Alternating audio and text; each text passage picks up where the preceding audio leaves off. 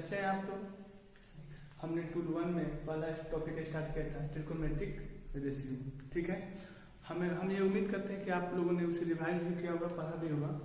तो अब उसी क्रम में आगे बढ़ते हैं, लेकिन थोड़ी सी पीछे का रिकॉल करते हुए। तो हम आपको रिवाइज करा रहे हैं रिवीजन के तौर पे।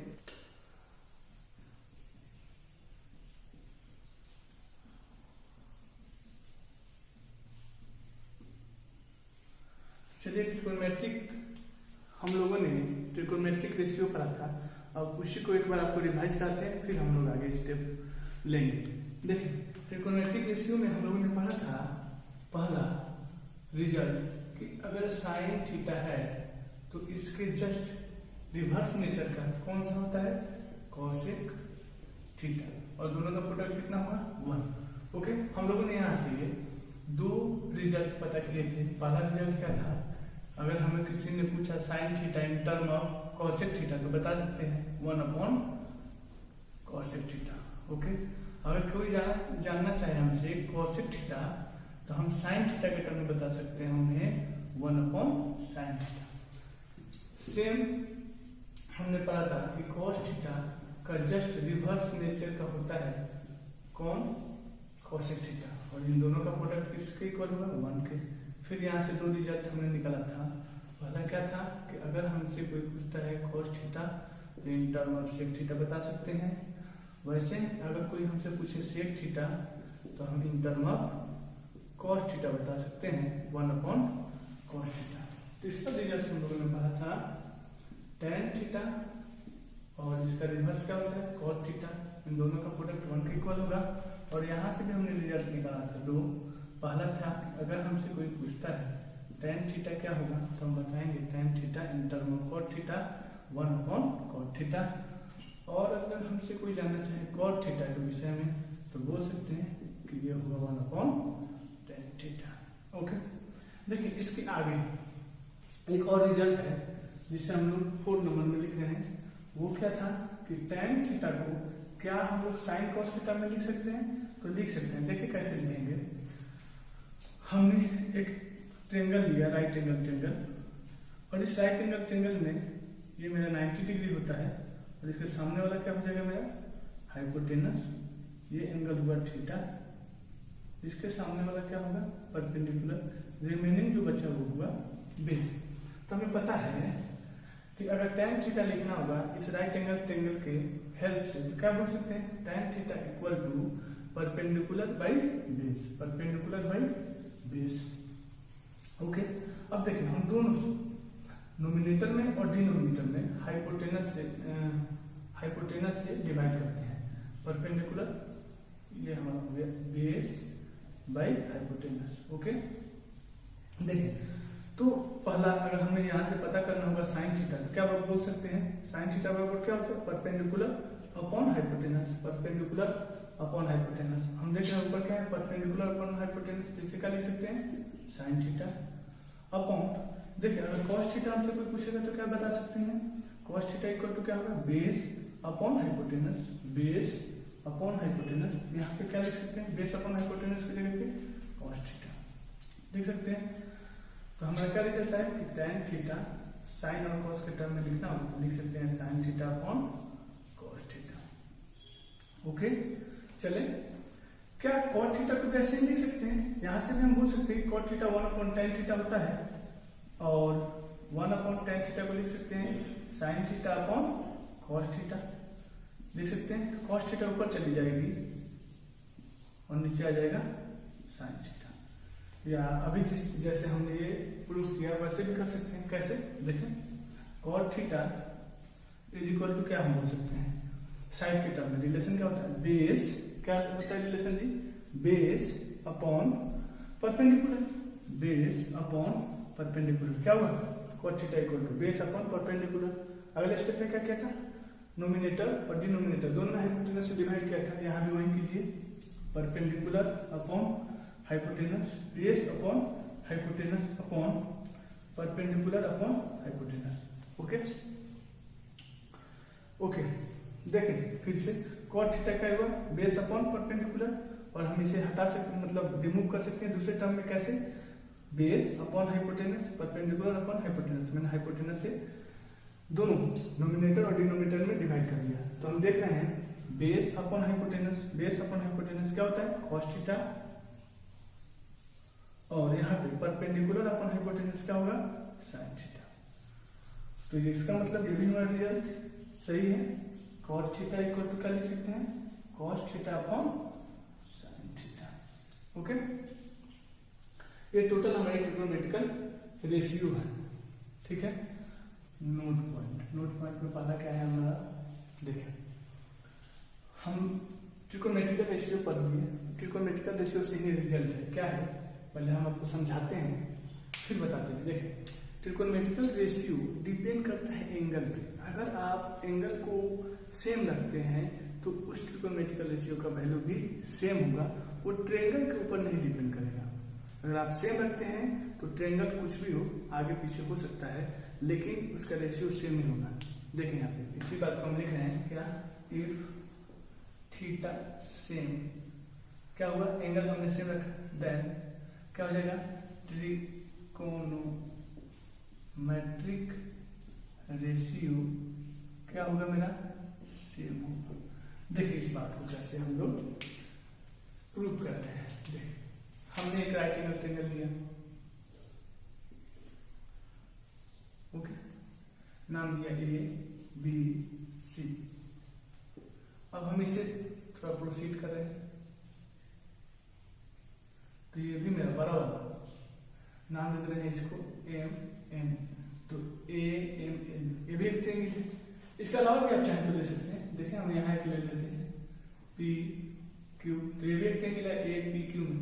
तो आप इन तीनों ट्रायंगल में इसमें या इसमें या इसमें, इन तीनों में से किसी दो को लेकर आप कंपेरिजन कर सकते हैं। लेकिन कंपेरिजन करने के पहले थोड़ी सी आपको बेसिक नॉलेज याद होना चाहिए सिमिलरिटी का। आपने पढ़ा था कि अगर दो एंगल सेम हो जाए तो बोला जाता है कि ट्रायंगल क्या है सिमिलर है। देखिए अगर हम सिलेक्ट कर रहे हैं इसको, इस एंगल को थीटा, तो इसके लिए A P Q, A P Q जो ये मेरा ट्रायंगल है, इसमें एक एंगल ये थीटा है, यही एंगल थीटा ए सी बी के लिए भी वैलिड है ना, अर्थात ट्रायंगल ए सी बी के लिए भी यही एंगल वैलिड है। दूसरा देखें इसमें ये एंगल 90 है, तो ये भी एंगल ए सी बी में भी 90 है, तो दो एंगल सेम हो गए ना, तो इसे बोलेंगे एंगल, क्या बोलेंगे एंगल सिमिलरिटी, एंगल सिमिलरिटी। अगर ऐसा होता है तो बोलेंगे कि दोनों ट्रायंगल आपस में क्या है सिमिलर है, दोनों ट्रायंगल आपस में क्या है सिमिलर है, सिमिलर का सिंबल है। ओके, तो क्या होगा अगर एंगल सिमिलर है तो इनके साइड के रेशियो भी आपस में सेम होंगे। देखिए कैसे, हम बोल रहे हैं ए पी क्यू में मेरा बेस वाला साइड क्या है ए क्यू है, तो सेम इसके कॉरस्पॉन्डिंग बड़े वाला ट्रायंगल, तो इसको सिलेक्ट करते हैं ए सी बी में, तो इसका कौन सा साइड हो जाएगा बेस वाला ए बी, ये रेशियो होगा, ये इक्वल होगा अगर लेते हैं ए पी छोटे वाला ट्रायंगल का, ए पी फिर बड़े वाला ए सी क्या हो गया ए सी। अब इस साइड का देख लेते हैं क्या होगा छोटे वाला में, देखिए पी क्यू और इसी कॉरस्पॉन्डिंग क्या हो जाएगा सी बी, है ना। इनमें से आप कोई दो पेयर ले सकते हैं, हम इन दोनों पेयर को सिलेक्ट करते हैं क्योंकि लास्ट में हमें दिखाने में इजी पड़ेगा। देखिए अब ये यहाँ पे देखिए पी क्यू ऑलरेडी है, पी क्यू हमें क्या चाहिए ए पी जो कि यहाँ पे है, तो क्रॉस मल्टीप्लाई कर देते हैं, इक्वल साइन दे दिए, यहाँ मेरा पी क्यू है, हम इसको नीचे यहाँ डिनोमिनेटर में भेज दिए ए पी, जो डिनोमिनेटर में है इसे हम नोमिनेटर में दूसरे साइड लेफ्ट हैंड साइड में दे देते हैं सी बी अपॉन ए सी, हो गया। अब देखिए अगर ये ट्रायंगल आप सिलेक्ट करते हैं ए पी क्यू में, तो मैं पूछूं कि साइन थीटा का वैल्यू क्या होगा, तो बोलोगे सामने वाला परपेंडिकुलर होगा, 90 डिग्री वाला हाइपोटेनस होगा, जो बचा वो क्या हो जाएगा हमारा बेस, जो बचा वो क्या बन जाएगा बेस। तो साइन थीटा इक्वल टू क्या बोलोगे आप परपेंडिकुलर मतलब पी क्यू, देखिए पी क्यू अपॉन हाइपोटेनस क्या हो जाएगा ए पी, अर्थात किसका वैल्यू है साइन थीटा का। अब ये देखिए बड़े वाला ट्रायंगल की अगर बात करें तो एंगल तो मेरा सेम है, ए सी बी में थीटा के सामने वाला क्या होगा, परपेंडिकुलर, 90 के सामने वाला क्या होगा, हाइपोटेनस, बाकी जो बच गया ये पूरा यहाँ से यहाँ तक क्या होगा, बेस। तो यहाँ पे हम क्या बोल सकते हैं, sine theta equal to perpendicular मतलब सी बी और अपन हाइपोटेनस ए सी, अर्थात इसका भी वैल्यू क्या है, साइन थीटा है। तो देख रहे हैं हमने सेम एंगल रखा, तो ट्रायंगल एक या कोई दूसरा भी लिया उसमें भी दोनों का रेशियो सेम ही आ रहा है, तो ये बात ट्रू है, आप समझ गए होंगे। चलिए दूसरा देखिए, कहीं पर अगर लिखा होगा साइन स्क्वायर थीटा तो हम इसे लिख सकते हैं साइन थीटा और फिर टोटल कर दी whole square, sine to the power 2 ऐसे लिख सकते हैं। इसी क्रम में तीसरा देखें, लेकिन एक डाउट आता है बच्चों को, क्या कि अगर कॉसेक थीटा लिखा हुआ है यहाँ पे, तो सर आपने बताया था कि इसका रिवर्स क्या होता है, साइन थीटा। ओके, हमने लिख दिया। अगर इस साइन थीटा को ऊपर ले जाए, कैसे, पावर लॉ में क्या पढ़ा था कि अगर ए के पावर m है, अगर बेस कोई a है और इसका पावर m है, तो इसे डिनोमिनेटर में लिखना होगा, तो a के पावर m लिखेंगे, लेकिन डिनोमिनेटर में ले जाने के लिए यहाँ पे माइनस देंगे। सेम तरीके से आप अगर देखिए, अगर a के पावर माइनस m हो तो इसे डिनोमिनेटर में ले जाना होता है 1 अपॉन क्या लिख सकते हैं, a पहले से जो हमारे डिनोमिनेटर में ले जाते हैं उसके लिए जो माइनस साइन देते हैं वो उसे लिखा, और ये ऑलरेडी पहले से माइनस m है, तो क्या हो जाएगा 1 अपॉन a के पावर माइनस क्या हो गया, प्लस m। देख रहे हैं आप, तो अगर ये पॉजिटिव में है ऊपर जाएगा तो निगेटिव में पावर आ जाएगा, तो अर्थात साइन थीटा है तो ऊपर ले जाए तो -1। यहां तक लिखना सही है, लेकिन अगर किसी ने कहा कि सर ये भी हो सकता है क्या, साइन -1 पावर थीटा, ये गलत है। ये एक्चुअली में ये अलग ही फंक्शन डिफाइन होता है ट्रिकोनोमेट्री क्षेत्र में, जिसे हम लोग इनवर्स सर्कुलर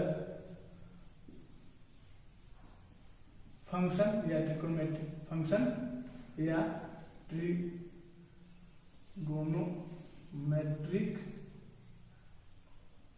एंगल बोल देते हैं। ये ट्रिकोनोमेट्रिक एंगल एक्चुअली में एंगल को रिप्रेजेंट करता है, देखेंगे हम आगे चल के इसको डिटेल से, ठीक है ना, जितनी हमारी आवश्यकता होगी।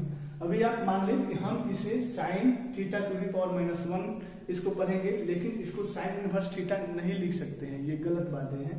ये अलग चीज रिप्रेजेंट करती है, अलग क्वांटिटी को रिप्रेजेंट करती है, अलग फंक्शन को रिप्रेजेंट करती है, जिसे इनवर्स सर्कुलर फंक्शन बोलते हैं, या इसे ट्रिकोनोमेट्रिकल एंगल भी बोलते हैं, क्योंकि ये एंगल को रिप्रेजेंट करती है।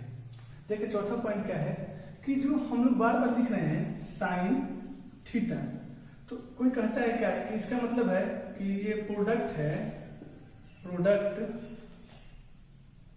ऑफ साइन एंड थीटा, तो ये पूरी की पूरी बात गलत है, ऐसा नहीं है। ये क्या है, रॉन्ग स्टेटमेंट है, रॉन्ग स्टेटमेंट है,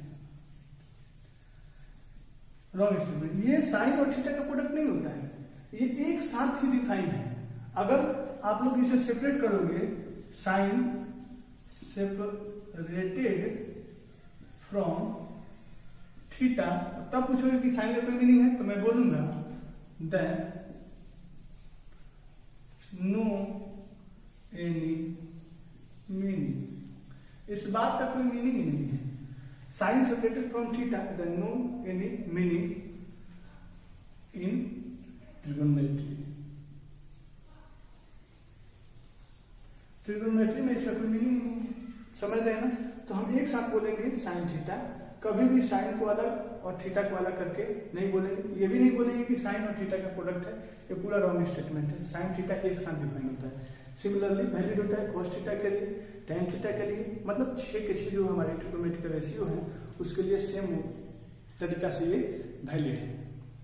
आप समझ रहे हैं, ओके। इसके बाद हम लोग नोट नंबर 5 की विषय पढ़ते हैं। देखिए इसमें ट्रिगोनोमेट्री में बहुत ज्यादा ये एक्चुअली में ये हमारे राइट एंगल ट्रायंगल के जो साइड्स होते हैं उसमें रिलेशन बताता है, और इसे बोलते हैं पाइथागोरस थ्योरम। देखिए एक्चुअली में ये हमारे राइट एंगल ट्रायंगल के जो साइड्स होते हैं उनमें रिलेशन बताता है। कैसे, देखिए अगर हमारे पास कोई right angle triangle A B C है, जिनमें ये एंगल हमने बी वाले को माना 90 डिग्री, तो इसके सामने वाला जो साइड्स होगा उसे क्या बोलते हैं, हाइपोटेनस। एंगल के सामने वाला जो साइड्स होगा उसे क्या बोलेंगे, परपेंडिकुलर, और रिमेनिंग जो बचेगा उसे बोलेंगे बेस। तो पाइथागोरस जो थ्योरम है इसके अनुसार हम लोग बोल सकते हैं कि जो बड़ी वाली साइड कौन सी है, हाइपोटेनस, इसका स्क्वायर बाकी जो दो साइड्स होते हैं जिन्हें हम लोगों ने परपेंडिकुलर और बेस बोला है, इन दोनों के स्क्वायर के सम के इक्वल होगा। ओके, तो देखिए ये क्या है, तीनों साइड्स में रिलेशन है कि नहीं, तो एक्चुअली में क्या है, relation in sides of right triangle. Okay, इसके बाद नोट नंबर 6 में हम लोग पढ़ रहे हैं, देखें side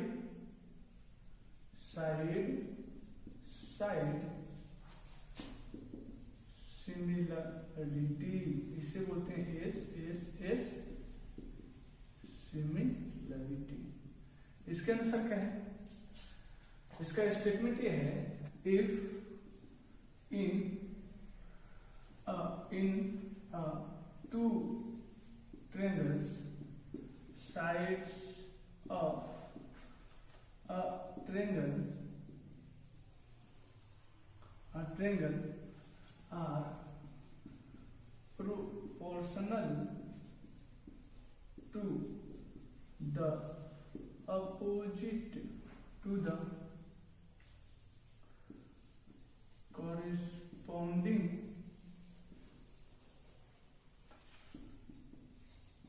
sides of another triangle, then corresponding in both triangles angles are equal to each other। देख, कहने का मतलब ये है, अगर कोई ट्रायंगल है ए बी सी और ये कोई दूसरा ट्रायंगल है किसी भी साइज का हो, ई एफ जी, और इनमें हमने पाया कि ए बी इस साइड का और इससे कॉरेस्पॉन्डिंग क्या होगा, ई एफ, इनका ratio BC upon FG, BC upon FG का रेशियो, और क्या हो जाएगा AC और EF का रेशियो, AG का रेशियो, AC और EG का रेशियो, AC और EG का रेशियो अगर आपस में बराबर है देन तो हम बोल सकते हैं क्या कि जो हमारा एंगल A है और एंगल E है ये क्या होंगे, आपस में बराबर होंगे, एंगल A बराबर एंगल E। और क्या बोल सकते हैं, जो एंगल B है वो एंगल F के इक्वल होगा, एंगल B इक्वल किससे होगा, एंगल F के, और एंगल C इसके कॉरेस्पॉन्डिंग क्या है, एंगल G, ये आपस में क्या होंगे, बराबर होंगे, एंगल C बराबर एंगल G। चले, तो आज यहीं पे हम इसे फिनिश करते हैं, अगले लेक्चर में इसके आगे बढ़ेंगे। Okay, bye.